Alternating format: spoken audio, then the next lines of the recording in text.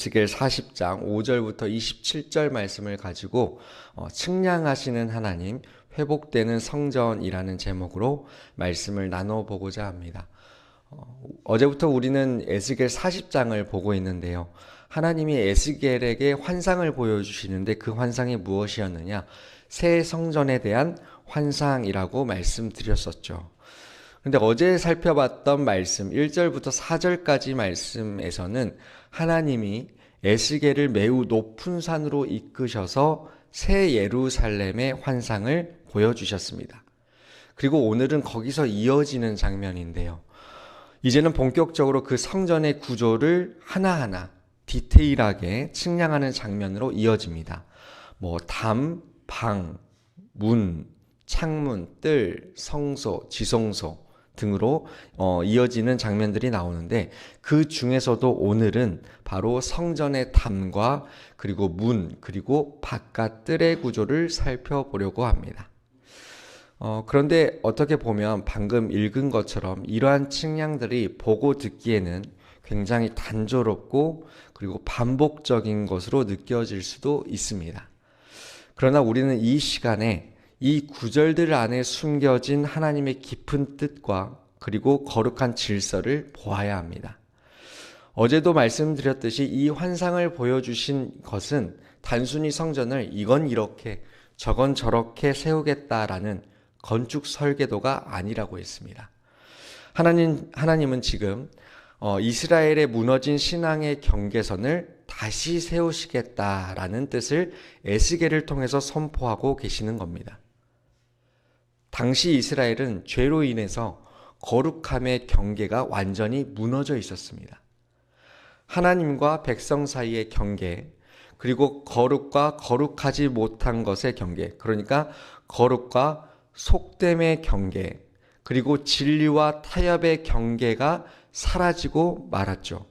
그리고 그 결과 성전은 무너졌고 백성은 포로가 되었으며 예배는 사라지고 말았습니다. 그런데 하나님은 여호와 삼마 내가 그곳에 있다라고 말씀하시면서 이제 그 무너진 경계를 다시 세우시겠다라고 하십니다. 그리고 어떻게 세우시겠다라고 하시느냐? 먼저 오늘 말씀 5절을 보겠습니다. 눈으로 한번 5절 말씀을 보시기 바랍니다.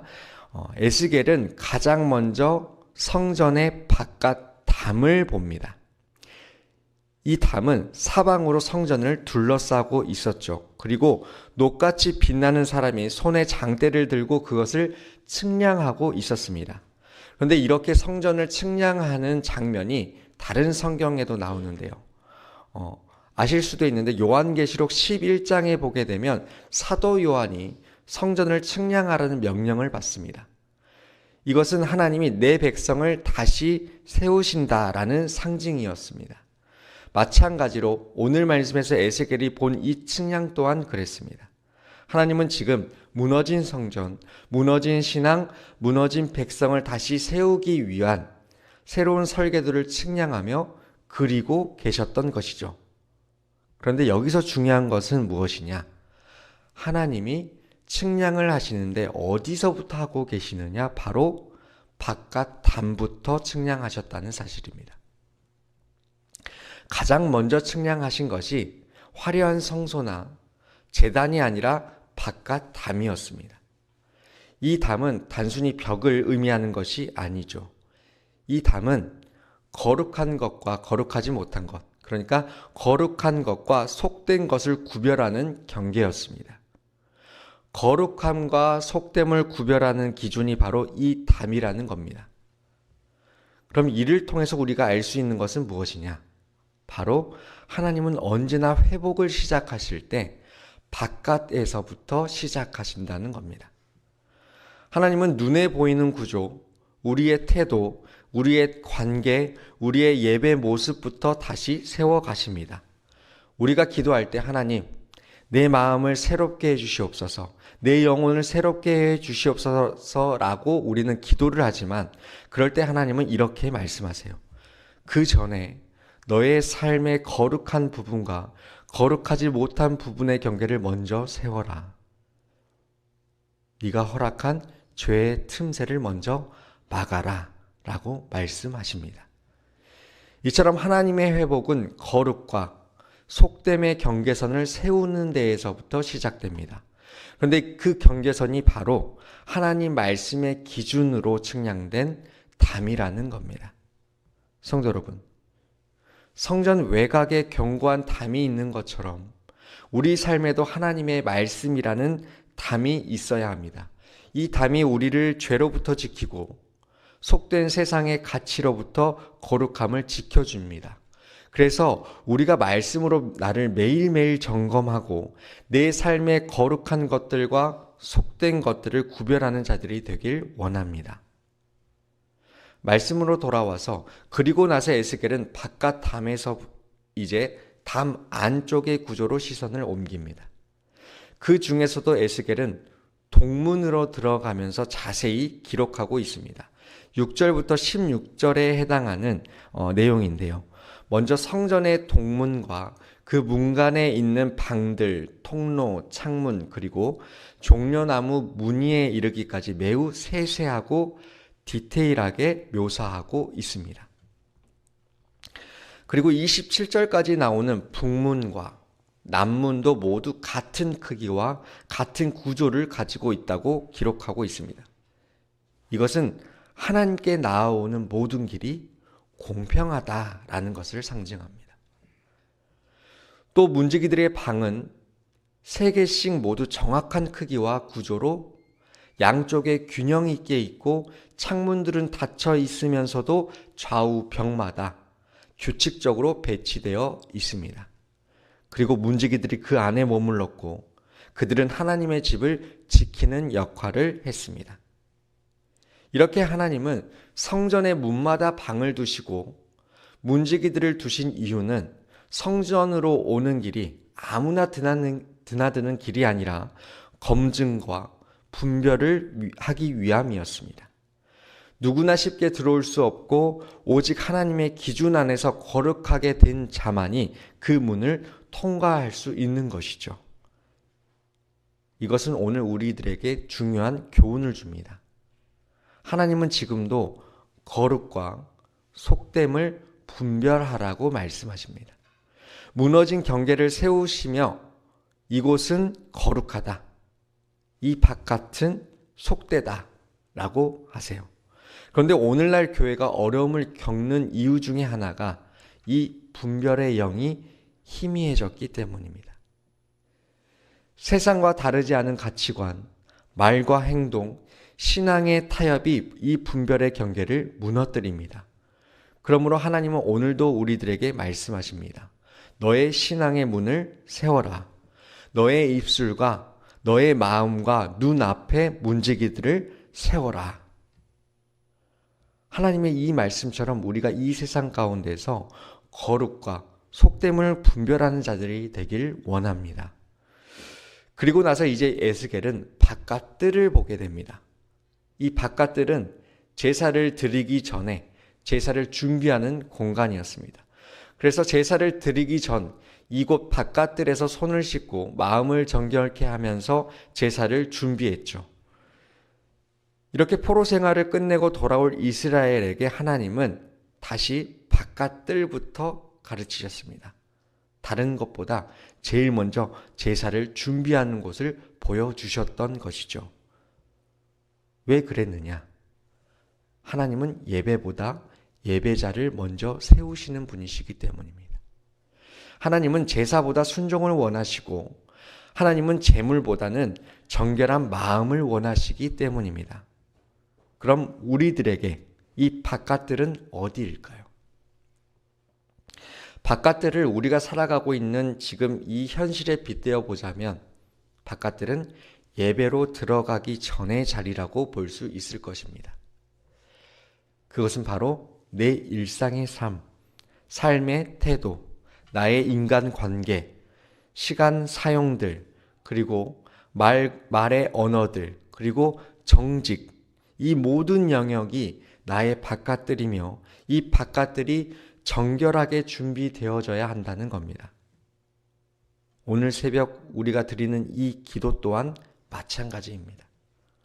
하나님은 우리의 기도 내용보다는 기도하는 마음을 먼저 보십니다. 이처럼 하나님은 우리의 마음이 정결한 바깥들에 있기를 원하신다는 것을 잊지 마시길 바랍니다. 그리고 마지막으로 20절부터 27절에서는 이 문들을 지나려면 반드시 계단을 올라가야 한다라고 말합니다. 오늘 말씀 6절과 22절과 26절에 보게 되면 모든 문에는 계단이 있었습니다. 동문에도 계단이 있었고 북문과 남문에도 각각 7개의 계단이 있었습니다. 그리고 안뜰로 갈 때는 8계단을 올라야 했습니다. 성도 여러분, 이 계단은 신앙의 성숙을 상징합니다. 하나님은 우리를 단번에 성소로 들이지 않으시고 계단을 한 계단 한 계단 오르게 하시면서 단계적으로 성숙하게 하십니다. 이처럼 우리의 삶에도 이러한 계단들이 있습니다. 먼저 기도의 계단이 있고요. 그리고 어제 수요 예배를 들으셨다면 강성구 목사님이 이야기하셨듯이 예배를 드리기 전에 내가 용서할 사람이 있다고 한다면 먼저 그 사람을 용서하고 예배를 드려라 라고 했던 것처럼 우리에게는 용서의 계단이 있습니다. 그리고 헌신의 계단이 있고 그리고 믿음의 계단이 있습니다. 이처럼 거룩한 것으로 나아가기 위해서는 단계적인 준비가 필요하다는 겁니다. 그런데 이렇게 성전의 담, 문지기 방, 창문, 계단의 수까지 정해져 있었던 것은 이 예배가 아무렇게나 드려질 수 없다는 뜻입니다. 그리고 하나님의 임재는 아무 공간에 임하시는 것이 아니라 구별된 자리에 임하신다는 것을 가르쳐주기 위함이었습니다. 그렇다면 오늘날 우리의 예배는 어떠하십니까? 나의 예배는 어떻습니까? 시간은 지키고 있습니까? 마음은 정결하십니까? 나의 삶은 하나님의 임재를 맞이할 준비가 되어 있습니까? 우리는 매주 몇 번의 예배를 드리러 나오면서 그 신앙의 계단들을 한 계단 한 계단 오르면서 나오고 계십니까?